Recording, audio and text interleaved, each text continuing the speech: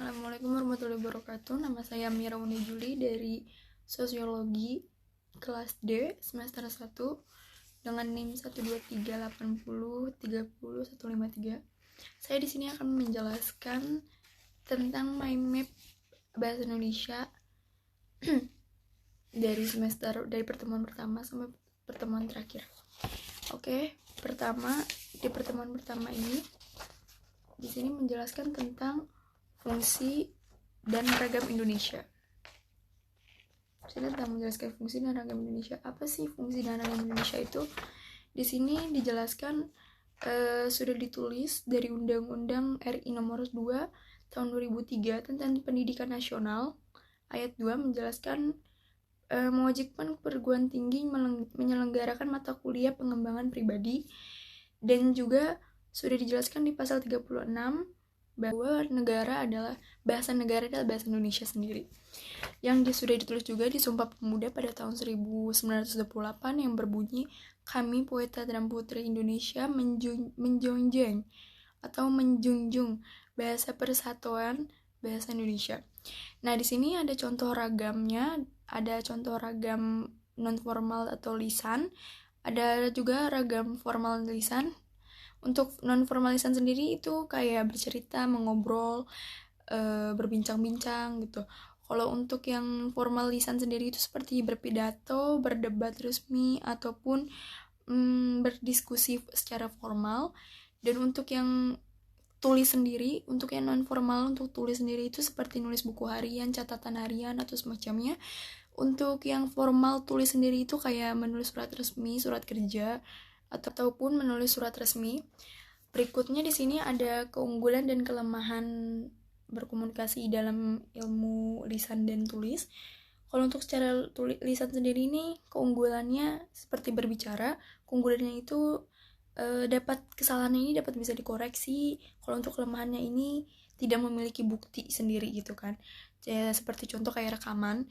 Nah, kalau untuk yang berpidato ini keunggulannya ini dapat dibantu dengan gerak tubuh dan mimik muka yang bisa digerakkan oleh diri kita sendiri. Untuk kelemahannya ini karena sulit dirapikan dan lebih matang atau bersih ya. Sulit disajikan, lebih matang dan bersih. Kalau untuk secara tulis sendiri di sini, kalau untuk menulis surat keuntungannya adalah mempunyai bukti autentik berupa tulisan ataupun ucapan. Untuk kelemahan sendiri tidak dapat dibantu dengan gerakan mimik dan muka. Kalau untuk artikel sendiri, keunggulannya itu dasar hukumnya kuat dan lebih sulit dimanipulatif. Kalau untuk kelemahannya ini selalu memakai alat bantu dan kesalahannya tidak dapat langsung dikoreksi. Nah, selanjutnya ada ragam bahasa. Di sini ragam bahasa itu ada cara komunikasi dan juga situasi pemakaian. Dan di sini juga ada fungsi bahasa. Fungsi bahasa di sini tertera ada 5. Satunya sebagai alat komunikasi, mengekspresikan diri, alat berintegrasi dan berhadapan sosial, untuk alat kontrol sosial, dan alat untuk berpikir. Dan selanjutnya di sini ada ragam bahasa. Ragam bahasa itu varian bahasa yang terjadi karena pemakaian bebas. Dan fungsi bahasa Indonesia sendiri itu ada 2, ada bahasa nasional dan ada juga bahasa negara. Selanjutnya masuk ke pembahasan kedua yang berjudul dengan membaca dan menyimak. Di sini artinya membaca adalah proses yang dilakukan serta digunakan untuk memperoleh peran yang dihendaki sampaikan kepada penulis. Lalu tujuan untuk membaca itu apa sih? Tujuannya ada 2. Di sini ada memperoleh informasi dan juga memahami makna bacaan tersebut. Nah, untuk teknik membacanya itu ada 3, ada skimming, SQ3R, dan juga scanning. Nah, untuk skimming sendiri di sini teknik scanning tuh atau bisa juga dibilang memandai, itu digunakan untuk mendapatkan suatu informasi dan secara cepat dan akurat. Seperti contoh kayak mencari nomor telepon, mencari alamat sekolah ataupun mata kuliah, ataupun mencari kata pada kamus itu sendiri. Terus berikutnya adalah sistem skimming. Sistem ini adalah menyerap informasi penting dan memahami topik bacaan tersebut yang terdapat pada bagian penting, fakta ataupun opini, lalu bisa memperoleh kesan umum dari suatu buku tersebut, terus menemukan bahan yang diperlukan dalam perpustakaan nanti, lalu menemukan hal tertentu dari suatu bacaan itu. Jadi apa sih yang ada di dalam suatu bacaan itu, hal tertentunya apa gitu. Nah, berikutnya ke sistem SQ3R. Sistem SQ3R ini ada diantaranya ada membaca ulang, review, recall atau jeda, membaca, read, ajukan pertanyaan, question, dan juga survei bacaan atau bisa disebut juga survei. Fungsinya apa sih? Fungsinya itu untuk memahami isi bukunya itu dengan baik. Berikutnya ada teknik peningkatan kecepatan membaca. Maksudnya itu kayak larangan yang tidak boleh dilakukan saat membaca, karena agar membaca kita bisa fokus dan cepat gitu. Yang pertama, membacanya harus dengan diam. Kedua, membaca harus dengan konsentrasi. Ketiga, membacanya dengan mencari kata kunci tersebut. Keempat, membacanya per kelompok kata. Dan kelima adalah membaca tanpa berhenti lama di awal kalimat. Nah, selanjutnya di sini ada langkah-langkah membaca kritis. Yang pertama itu adalah pahami isi bacaan tersebut, yang dimana itu harus mengerti ide pokok atau fakta dalam bagian pentingnya, dan buat kesimpulan di dalam ide pokok tersebut. Lalu yang kedua adalah uji keakuratan sumber bacaan. Maksudnya adalah membandingkan dengan sumber bacaan lainnya. Berikutnya lagi ada di sini adalah membaca gambar. Membaca gambar ini dibagi menjadi 3, yang ada yaitu tabel, grafik, dan juga bagan. Maksudnya itu kalau untuk grafik sendiri ini gambar yang memungkinkan penyampaiannya ide yang kompleks tapi menjadi sederhana dan juga efisien. Contohnya untuk membuat langkahnya seperti membaca judul atau mencermati simbol-simbol. Kalau untuk tabel sendiri ini daftar yang berisikan ikhtisar baik berupa kata-kata yang tersusun dan memiliki memiliki batas barisan tersebut. Nah, untuk langkahnya itu kayak seperti membuat judul, memperhatikan informasi pada setiap kolomnya. Nah, untuk bagian sendiri itu adalah alat peraga tanpa keterangan jumlah yang untuk menyampaikan atau mensajikan data agar mempermudah penafsiran tersebut. Yang langkahnya itu membaca judul atau memahami informasi dan bagan. Lalu berikutnya gimana sih caranya kita bisa menjadi pendengar yang aktif? Nah, caranya itu ada 3. Yang pertama itu kita harus memiliki tujuan yang jelas dan menyimak gitu. Dari motivasi tersebut tuh apa gitu. Terus yang kedua itu menuliskan pertanyaan saat tidak mengerti dengan penjelasan penutur. Jadi kalau kita tidak mengerti dengan apa yang sedang dijelaskan, ditulis apa yang nanti ingin ditanyakan gitu. Jadi biar kita tidak linglung apa yang dijelaskan itu. Terus yang ketiga adalah perhatikan kata kunci yang diutarakan penutur pada penanda. Jadi kita harus fokus dan perhatikan apa sih yang sedang dijelaskan gitu. Untuk cara menjadi pendengar aktif sendiri ini ada juga contoh penanda yang maksudnya seperti ini, bisa dilihat, maaf, seperti ini.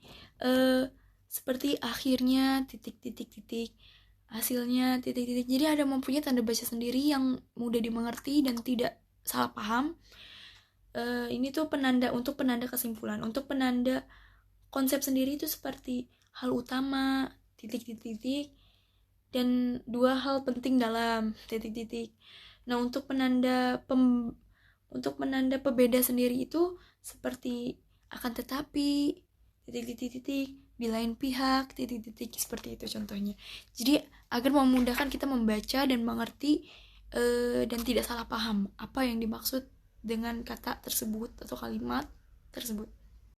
Baik, sekarang masuk ke tema judul ketiga, yaitu ringkasan, ikhtisar, dan resensi. Apa sih ringkasan itu? Ringkasan di sini dijelaskan itu membedakan suatu bacaan dengan mengambil intisarinya saja tanpa mengubah struktur wacananya tersebut. Nah, untuk intisar itu sama seperti ringkasan, cuman dengan bedanya adalah intisarinya ini tanpa terikat pada struktur wacana. Jadi bedanya dengan ringkasan adalah kalau ringkasan ini tanpa mengubah, tapi kalau ikhtisar ini tanpa terikat gitu. Nah, untuk resensi sendiri ini adalah kalangan yang berisi penilaian tersebut atau penilaian terhadap suatu karya tulis tersebut. Nah, untuk ringkasan sendiri apa sih tujuannya? Untuk tujuannya itu membantu membaca mengetahui isi buku tebal ataupun karangan dalam waktu singkat gitu kan. Kalau untuk langkah membuatnya sendiri seperti membaca naskah asli, mencatat gagasan utama, menyusun kembali gagasan utama itu dan struktur yang dengan benar dan mempertahankan bahasa atau sudut pandangnya atau sudut pengarang. Nah, untuk intisari itu apa sih tujuannya? Kalau tujuan untuk intisari itu membantu membaca, dia mengetahui isi buku tebal atau karangan yang panjang dalam waktu yang singkat. Langkahnya itu seperti membaca naskah asli, mencatat gagasan utama, dan menyusun kembali gagasan utama, tapi ini tidak terikat pada struktur wacana tersebut. Namun, gagasannya ini tuh asli pengarang yang harus dipertahankan. Jadi, nggak terikat, tapi pengarangnya itu harus diikut libatkan. Jadi tidak boleh pengarangnya itu tidak ada gitu. Harus ikut, harus dipertahankan. Nah, untuk bentuk ikhtisarnya itu seperti bagan, kerangka, dan kalimat. Berikutnya di sini ada resensi. Resensi itu memiliki 4 tujuan. Yang pertama adalah memotivasi pembaca untuk membaca buku yang asli. Kita lihat lagi sebelumnya apa arti resensi itu adalah kan karangan yang berisi penilaian terhadap suatu buku tersebut. Nah, jadi tujuannya itu untuk memotivasi pembaca untuk membaca buku yang asli. Terus yang kedua memberikan informasi kelayakan suatu buku tersebut. Terus yang ketiga adalah memberi kritik atau koreksi dalam memaparkan kelebihan atau kekurangan buku tersebut. Nah, terus yang keempat adalah menjadi penghubung antara keinginan pembaca dan penulis. Nah, untuk unsur-unsur resensi sendiri itu ada 4, yaitu untuk jenis buku, identitas buku seperti tahun penerbit, nama pengarang, penulis gitu kan. Kalau untuk yang ketiga tujuan pengarang buku kayak tujuan dan kata pengantar, dan untuk yang keempat adalah keunggulan dan kelemahan buku tersebut. Nah, untuk langkah-langkah tersendiri itu ada membaca dengan cermat, menuliskan kelemahan dan kelebihan buku tersebut, terus membuat ikhtisar atau dan ringkasan terlebih dahulu, terus membandingkan buku lain yang memiliki topik yang sama. Karena kan di sini judulnya adalah berisi penilaian. Nah, untuk kriteria utama menjadi resentator, apa sih resentator? Resentator adalah pembuat resensi tersebut, yang dimana bisa disebut juga resentator. Nah, apa sih kriteria utamanya? Yang pertama itu harus memiliki penilaian yang jujur. Yang kedua adalah penilaiannya harus objektif. Yang ketiga adalah memiliki pengetahuan yang sangat luas mengenai topik yang akan dibahas dalam karyanya itu, karya yang akan diresensinya, yang akan dibuat menjadi bukunya tersebut. Dan yang keempat adalah menggunakan diksi. Diksi itu adalah pilihan kata yang tepat untuk bisa menjadi. Lalu berikutnya masuk ke judul keempat, yaitu diksi. Apa sih diksi? Diksi itu hasil dari proses memilih kata tertentu untuk dipakai dalam kalimat, alinea, ataupun wacana sendiri. Nah, pemilihan kata ini tuh dapat dilakukan bila tersedianya jumlah kata yang artinya tuh hampir sama atau bermiripan gitu. Nah, memilih katanya yang tepat diperlukan analisis dan pertimbangan tersebut. Contohnya, seperti contoh nih, kayak mati ini bisa diartikan ke mampus, meninggal, wafat, gugur, berpulang, atau mangkat gitu. Maksudnya adalah ini sebuah kata yang memiliki nilai rasa dan nuansa nilai rasa dan nuansa yang memiliki makna membedakan gitu. Nah, untuk pemilihan kata sendiri itu dia mempunyai syarat. Apa sih syaratnya? Syaratnya itu ada kontonasi dengan denotasi, gaya umum dan gaya khusus, sinonim, kata-kata yang mirip, kata-kata yang berhubungan dengan yang berpasangan maksudnya, dan kata-kata yang abstrak. Nah, untuk detonasi, apa sih detonasi? Contohnya seperti kata bunga. Bunga Edelweiss hanya tumbuh di tempat tinggi. Nah, untuk konotasi, contohnya sama juga dengan kata yang sama bunga, tetapi dengan arti yang berbeda. Seperti jika bunga bank tinggi, orang enggan mengambil kredit di bank. Jadi itu dia memiliki kata yang sama, tetapi mempunyai arti yang berbeda dan makna yang berbeda begitu. Nah, untuk kata-kata mirip itu seperti contoh korporasi, Ada juga yang mirip dengan kooperasi. Jadi cara pembicaraannya sama, kata-katanya beda. Pas dilihat tulisannya juga pun beda. Hanya mirip dengan cara ucapannya, hanya mirip. Nah, seperti juga karton dan kartun. Karton itu kertas karton. Kartun itu adalah sebuah film anak-anak gitu. Jadi memiliki cara ucapnya yang hampir sama, tetapi beda kata dan beda kalimat dan beda juga maknanya. Jadi setiap huruf beda huruf, satu huruf beda, kata itu pun beda, mempunyai makna yang beda. Selanjutnya sini ada kata-kata umum dan khusus. Seperti contoh katanya itu melihat. Kata khususnya adalah melihat, tapi kata umumnya itu banyak. Seperti melihat itu bisa melotot, memperhatikan, menganalisis, mengawasi, memandang, menonton gitu kan. Jadi mengintip. Jadi dia punya kata khusus, tapi mempunyai maknanya yang sangat umum gitu. Berikutnya ada gaya bahasa. Sini ada gaya bahasa itu ada 3. Ada majas, cara penutur menyampaikan maksudnya itu apa, dan juga dapat menimbulkan kesan tertentu bagi kita bagi minta ketutupannya sendiri. Berikutnya di sini ada idiom. Apa sih idiom itu? Idiom itu ungkapan bahasa yang artinya itu tidak secara langsung dapat dijabarkan dari umum-umumnya gitu loh. Dari unsur-unsurnya. Seperti contoh kayak gulung tikar, adu domba, muka tembok gitu. Jadi dia kata bahasa artinya ini asing, tapi asing dan tidak langsung, tapi dijabarkannya secara berunsur-unsur gitu. Tuh, jadi kayak kata-kata asing, kata-kata bagusnya atau enggak kata-kata indahnya gitu. Ungkapan idiotik itu ada satu contoh yaitu adalah pasangan kata yang selalu muncul bersama perasa. Contohnya kayak pasangan serasi dalam bahasa, bertemu dengan atau dibacakan oleh gitu. Karena kan tadi kan penjelasannya adalah pasangan serasi gitu kan, yang kayak bertemu dengan, dibacakan oleh gitu. Jadi nggak cuman kayak kata bertemu aja gitu, tapi dia serasi, ada bertemu dengan gitu. Nih seperti contoh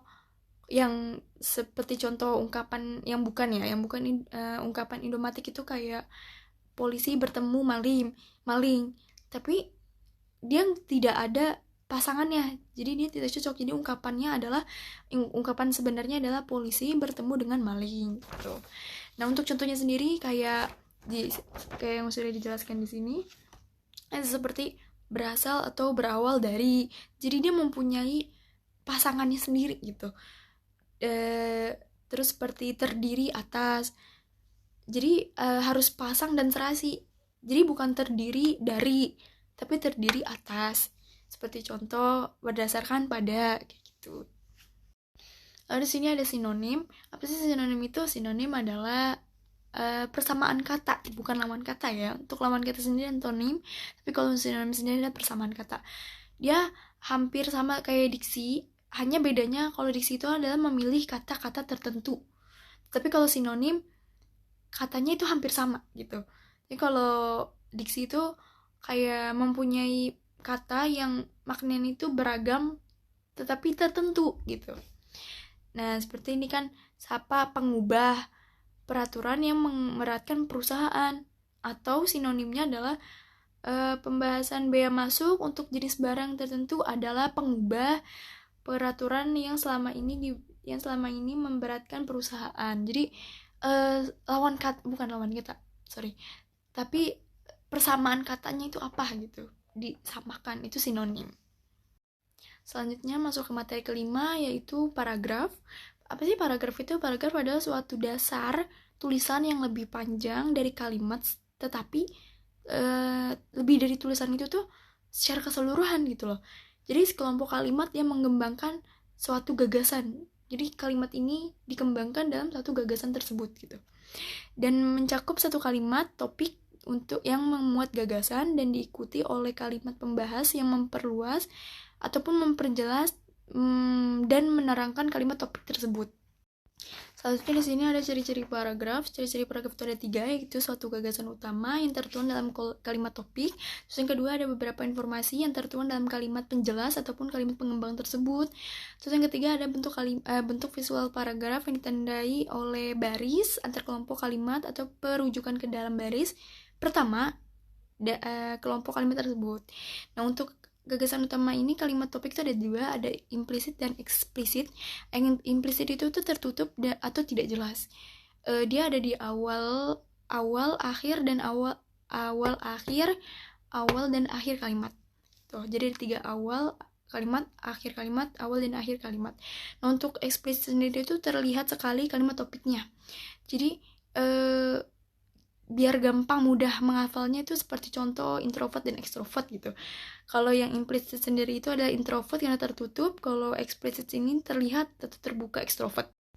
Lalu berikutnya ada ciri-ciri paragraf yang baik, itu ada 3, yaitu kelengkapan, kesatuan, dan kepaduan.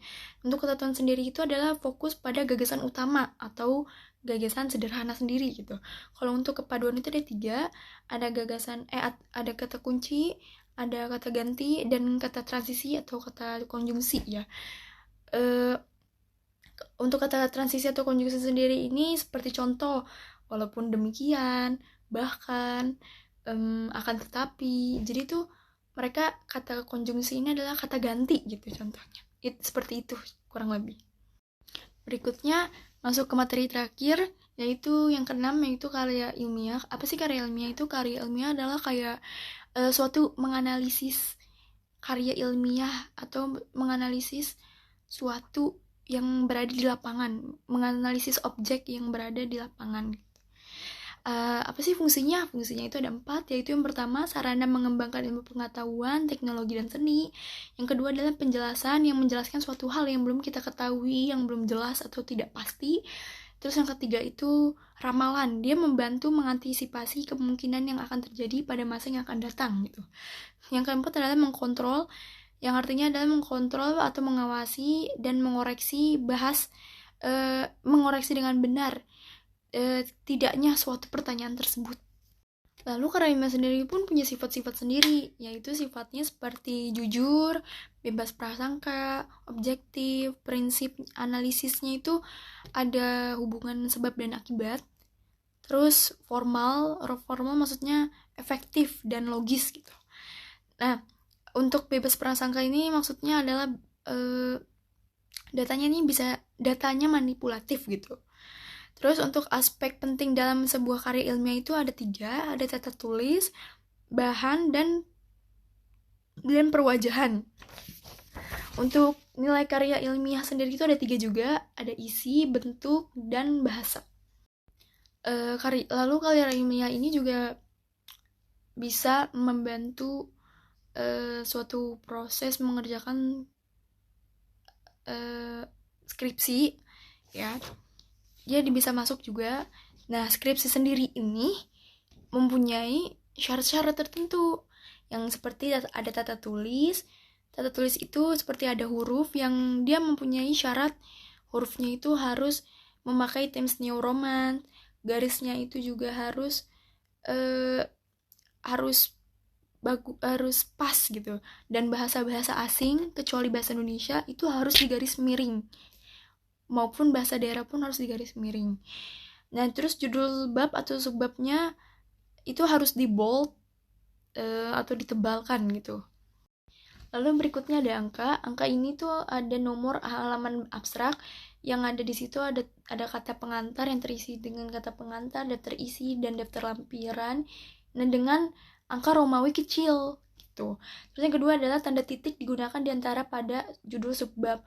Tanda titik jadi itu kayak misal angka 1.1 lanjut ke judul, jadi nggak usah lagi pakai titik gitu. Berikutnya ada huruf kapital. Huruf kapital ini dipakai di waktu judul bab atau judul yang sepandan dengan bab gitu, seperti bab 1 pengantar atau pendahuluan gitu. Jadi eh, untuk sambungan contohnya tuh kayak titik 1.1 langsung dikasih judulnya gitu. Lalu yang terakhir itu ada bahannya ini tuh masih pasti harus mempunyai syarat kertasnya sendiri, seperti harus memakai kertas HVS putih A4. Terus untuk jilid luarnya itu berupa head cover yang ini dipergunakan untuk skripsi, tesis, yang disertai dari bahan buffalo atau liner. Terus untuk jilid luarnya juga harus berupa soft cover, cuman untuk soft cover ini untuk khusus makalah ataupun jurnal. Lalu pembatas bab atau skripsi untuk skripsi ini berupa kertas dorsal. Ya, yang dorsal ini warnanya mengacu pada aturan internal yang digunakan untuk kayak universitas, fakultas, prodi ataupun jenjang. Jadi kayak menandakan gitu. Dan untuk makalah juga, makalah ini tidak memerlukan pembatas. Untuk makalah sendiri ini tidak memerlukan pembatas. Jadi karya ilmiah ini nggak cuman dipergunakan di skripsi, tetapi juga bisa digunakan tesis, penelitian umum, penelitian khusus juga, ataupun makalah dan jurnal pun juga bisa masuk dalam karya ilmiah tersebut. Begitu. Terima kasih. Dari saya Mirawanda Juli, mohon maaf atas kesalahan ataupun kata-kata yang kurang jelas. Mohon maaf atas perhatiannya. Terima kasih. Wassalamualaikum warahmatullahi wabarakatuh.